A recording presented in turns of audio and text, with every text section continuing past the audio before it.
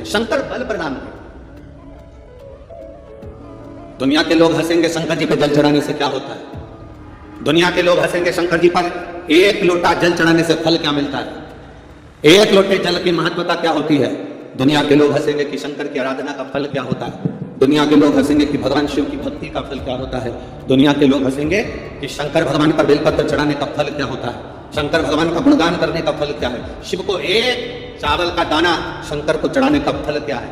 एक बार मुख से पंचाक्षर मंत्र नमः शिवाय, षडाक्षर मंत्र ओम नमः शिवाय, श्री शिवाय नमस्तुभ्यम बोलने का फल क्या है। ये दुनिया के लोग हंसते हैं, पर जितने लोग हंसते हैं उनसे कहते हैं ये इतने जो पत्र यहाँ पर इकट्ठे होते हैं, थोड़े याद रखें आज पहले दिन यहाँ पर इतने पत्र, ये पत्र अलग। इन पत्रों को कभी मौका मिले और जिसके मन में संशय हो, जिसके मन में संशय हो कि शंकर करता क्या है, उसको एक बार इन पत्रों में कहीं ना कहीं इनका मोबाइल नंबर भी रहता है, इनका एड्रेस भी रहता है, तो उसको पढ़ा करो कि इन पत्रों से हमको ये मालूम पड़ता है कि शिव करता क्या है।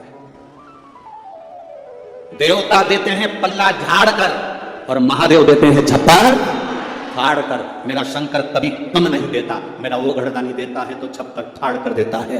चोर चोरी करने के लिए शिव जी के मंदिर में जाता है, अपना कपड़ा जलाकर उजाला कर कर चोरी का सामान ढूंढता है। शिव कृपा कर कर उसको कुबेर बना देते हैं। जो कुबेर की कुर्सी पर बैठा वो वही चोर है जो शंकर के मंदिर में चोरी करने गया था, पर शिव ने कृपा, वो घड़ी ने कृपा।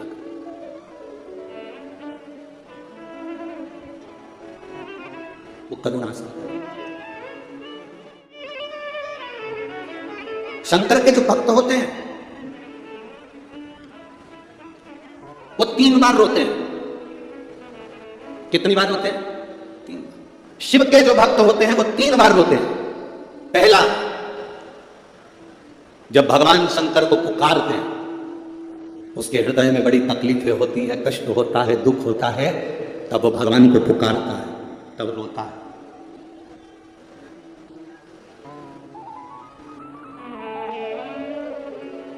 शिव के भक्त 3 बार रोते हैं। पहला, जब वो बाबा को पुकारता है दुख की घड़ी में, कष्ट की घड़ी में, तकलीफ की घड़ी में, तब वो बाबा को पुकारता है, तब रोता है। दूसरी बात, शिव का भक्त जब बाबा नहीं सुनते, बाबा नहीं आते, उसका दुख जब समाप्त नहीं होता और भगवान जब आते नहीं, उसका दुख जाता नहीं, शंकर का भक्त फिर रोता है। शिव के भक्त 3 बार रोते हैं। एक बार भगवान को पुकारते हैं तब, दूसरा भगवान नहीं आता तब, और तीसरी बार शंकर के भक्त तब रोते हैं जब भगवान मिल जाते हैं और उसका कार्य जब पूर्ण हो जाता है, तब भी वो रोता है, तब भी रोता है। शंकर के भक्त 3 बार रोते हैं। पहली बार जब भगवान को पुकारेगा तब रोएगा, दूसरी बार जब भगवान नहीं आएंगे तब रोएगा, और तीसरी बार जब भगवान आ जाएंगे तब रोएगा। तीसरी बार इसलिए रोता है कि मेरे जैसे पापी पर भी तूने कृपा कर दी। मैंने सोचा नहीं था कि मेरा महादेव एक लोटे जल से प्रसन्न हो जाता है और मेरे ऊपर करुणा कर देता है, तब भी रोता है। तभी बस आपका भरोसा, आपका विश्वास दृढ़ होना चाहिए, और जितना विश्वास, जितना भरोसा आपका पक्का होगा, उतना परमात्मा को मिलने में देरी नहीं।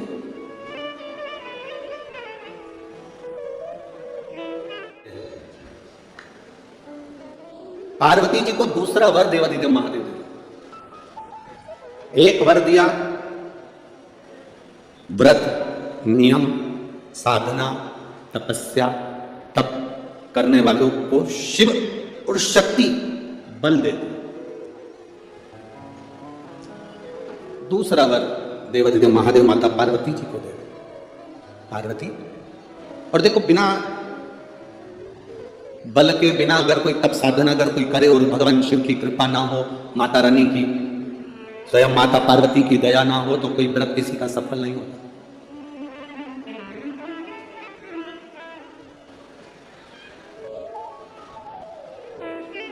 राजा प्रसेनजीत की 2 बेटी थी। एक का नाम था नेनुका और दूसरे का नाम था रेणुका। कितनी बेटी है? जम के बोलो जरा।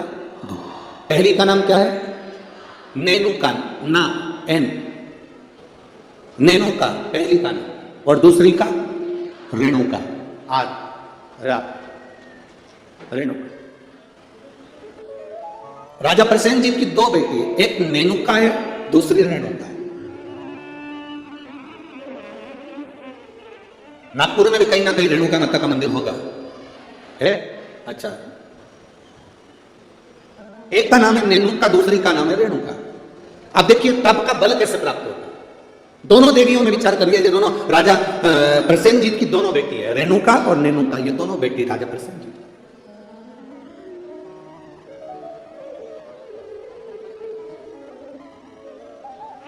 प्रथम नेनुका का जन्म हुआ,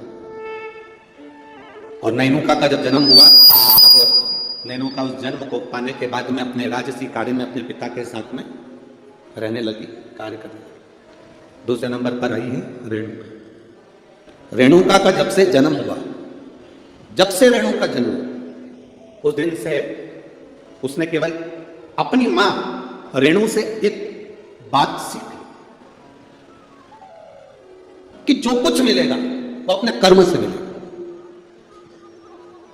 जो कुछ मिलेगा वो अपनी मेहनत से मिलेगा। इसलिए मत बुरे कर्म कर वरना बचना भगवान की आंखों से तू बच नहीं पाएगा, तू बच नहीं पाएगा।